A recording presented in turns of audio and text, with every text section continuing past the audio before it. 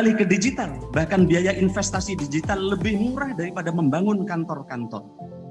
Nah, disinilah Pak Ridwan Kamil, teman-teman yang sudah punya mall pelayanan publik settle, kita ke depan akan pilih siapa yang siap membuat mall pelayanan publik digital. Saya tunggu. Karena sebagian sudah advance pelayanan publiknya, kita akan mengarah Pak Ridwan Kamil, yaitu mall pelayanan publik digital. Kira-kira Indonesia in your hand. Sekarang semua bisa diselesaikan dengan tangan dan HP, transfer dan seterusnya. Ke depan kenapa pelayanan nggak bisa diberesin dengan tangan?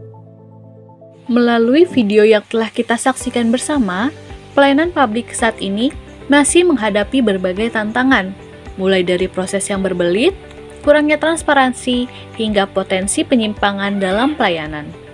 Kondisi tersebut menunjukkan bahwa sistem pelayanan konvensional belum sepenuhnya mampu menjawab kebutuhan masyarakat yang menginginkan pelayanan yang cepat, mudah, dan akuntabel. Sejalan dengan hal tersebut, reformasi birokrasi hadir sebagai upaya strategis untuk melakukan perubahan mendasar dalam tata kelola pemerintahan. Salah satu fokus utamanya adalah digitalisasi pelayanan publik yang bertujuan untuk mencapai layanan yang lebih efisien, transparan, dan bebas dari praktik-praktik yang merugikan masyarakat.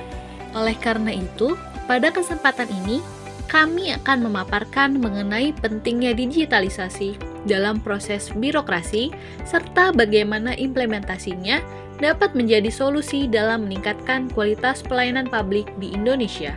Reformasi birokrasi merupakan upaya strategis pemerintah untuk mewujudkan tata kelola pemerintah yang bersih, efektif, efisien, dan melayani. Salah satu pilar penting dalam reformasi ini adalah digitalisasi pelayanan publik, yaitu pemanfaatan teknologi informasi dan komunikasi untuk meningkatkan kualitas layanan kepada masyarakat. Di globalisasi dan perkembangan teknologi yang pesat, masyarakat menuntut pelayanan publik yang cepat, transparan, dan mudah diakses. Namun kenyataannya, masih banyak instansi pemerintah yang menghadapi kendala seperti pelayanan lambat, prosedur berbelit, dan kurangnya transparansi. Oleh karena itu, digitalisasi menjadi solusi untuk menjawab tantangan tersebut. Identifikasi masalah.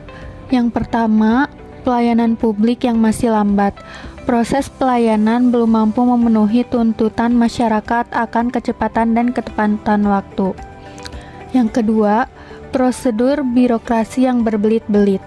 Tahapan pelayanan yang panjang dan kompleks menghambat efisiensi layanan publik. Yang ketiga, kurangnya transparansi pelayanan. Informasi terkait persyaratan biaya dan waktu layanan belum disampaikan secara terbuka dan jelas. Keempat, pemanfaatan teknologi yang belum optimal. Digitalisasi pelayanan publik belum diterapkan secara maksimal di berbagai instansi pemerintah. Kelima, keterbatasan kompetensi aparatur. Sumber daya manusia aparatur belum sepenuhnya siap dalam mengelola dan menjelaskan sistem pelayanan berbasis digital. Yang terakhir, belum terintegrasinya sistem pelayanan. Sistem layanan antar instansi masih terpisah, sehingga belum memberikan kemudahan yang menyeluruh bagi masyarakat. Analisis sebab akibat fishbone. Pada diagram fishbone ini, kita dapat melihat bahwa masalah utama yang terjadi adalah pelayanan publik yang belum optimal, yaitu masih lambat, kurang transparan, dan belum efisien. Masalah ini tidak berdiri sendiri, tetapi disebabkan oleh beberapa faktor utama.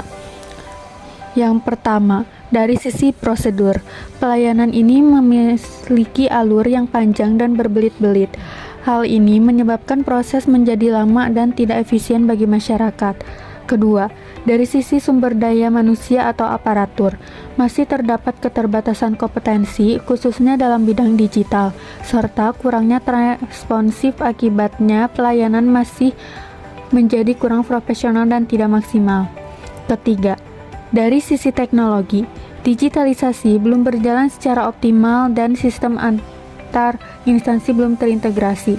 Ini membuat pelayanan masih banyak dilakukan secara manual dan tidak saling terhubung. Keempat, Dari aspek transparansi, informasi layanan belum disampaikan secara jelas dan terbuka. Hal ini dapat membingungkan masyarakat dan berpotensi menimbulkan penyimpangan. Kelima, dari sisi infrastruktur, akses terhadap teknologi belum merata dan fasilitas masih terbatas, terutama di beberapa daerah. Akibatnya, tidak semua masyarakat dapat menikmati layanan secara adil. Dan yang terakhir, yaitu dari sisi koordinasi. Antar instansi pemerintah belum sepenuhnya sinkron. Hal ini menyebabkan pelayanan menjadi terfragmentasi dan kurang efisien. Dari seluruh faktor tersebut, muncul dampak akhir yaitu rendahnya kepuasan masyarakat, menurunnya kepercayaan publik, serta terhambatnya tujuan reformasi birokrasi. Jadi, dapat disimpulkan bahwa perbaikan pelayanan publik harus dilakukan secara menyeluruh, tidak hanya pada satu aspek saja, tetapi mencangkup semua faktor yang saling berkaitan. Di slide ini, kita membahas beberapa isu dalam digitalisasi pelayanan publik. Secara umum, digitalisasi adalah perubahan dari sistem manual ke sistem berbasis teknologi. Tujuannya tentu untuk meningkatkan efisiensi, transparansi, dan juga kualitas pelayanan. Tapi dalam praktiknya masih ada beberapa tantangan. Yang pertama, kesenjangan infrastruktur digital. Masih ada wilayah yang akses internetnya belum memadai, jadi layanan digital belum bisa dirasakan secara merata. Kedua, kapasitas SDM ASN yang belum optimal. Masih ada aparatur yang belum terbiasa atau belum menguasai teknologi dengan baik. Ketiga, sistem layanan yang belum terintegrasi. Banyak aplikasi yang berjalan sendiri-sendiri, sehingga justru menyulitkan masyarakat. Keempat, terkait keamanan dan perlindungan data. Semakin banyak sistem digital, semakin besar juga resiko kebocoran data. Dan yang terakhir, budaya birokrasi yang masih kurang adaptif, karena masih ada resistensi terhadap perubahan dari manual ke digital. Jadi, semua tantangan ini perlu kita atasi agar digitalisasi bisa berjalan dengan tabel alternatif permasalahan dan solusi. Berikut ada 5 contoh permasalahan terkait digitalisasi pelayanan publik. 1.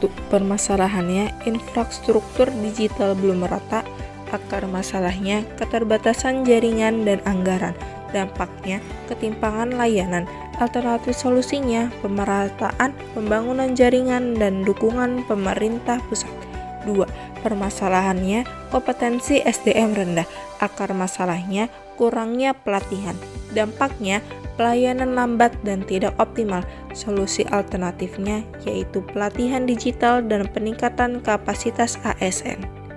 3. Permasalahan sistem tidak terintegritas. Akar masalahnya ego sektoral instansi.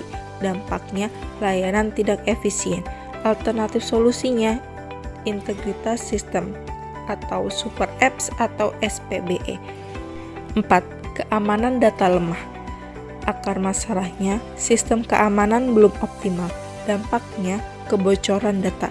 Alternatif solusinya penguatan keamanan cyber dan regulasi pelindungan data. 5. Permasalahannya resistensi perubahan. Akar masalahnya budaya kerja lama. Dampaknya inovasi terhambat. Alternatif solusinya yaitu perubahan mindset dan kepemimpinan digital.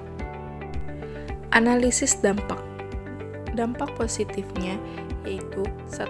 Pelayanan menjadi lebih cepat dan efisien. 2. Meningkatkan transparansi dan mengurangi potensi korupsi. 3. Akses layanan lebih luas bagi masyarakat. Dampak negatifnya yaitu 1. Kesenjangan digital antar wilayah. 2. Ketergantungan pada sistem teknologi. 3. Resiko kebocoran data pribadi. Sebagai penutup dapat kami tegaskan bahwa digitalisasi pelayanan publik merupakan elemen penting dalam mendukung keberhasilan reformasi birokrasi. Namun sebagaimana hasil analisis yang telah kami sampaikan, tantangan utama tidak hanya terletak pada pemanfaatan teknologi, melainkan pada belum optimalnya transformasi secara menyeluruh, baik dari sisi proses bisnis, integrasi sistem, maupun budaya organisasi. Oleh karena itu, diperlukan langkah yang komprehensif melalui penyederhanaan prosedur, penguatan integrasi sistem pelayanan, peningkatan kapasitas sumber daya manusia, serta penguatan keamanan dan perlindungan data yang kuat. Dengan demikian, Digitalisasi diharapkan tidak hanya menjadi simbol modernisasi, tetapi benar-benar mampu meningkatkan kualitas pelayanan publik secara nyata, cepat, transparan, dan akuntabel. Akhir kata, kami ucapkan terima kasih atas perhatian Bapak, Ibu, dan rekan-rekan sekalian. Mohon maaf apabila terdapat kekurangan dalam penyampaian kami. Wassalamualaikum warahmatullahi wabarakatuh.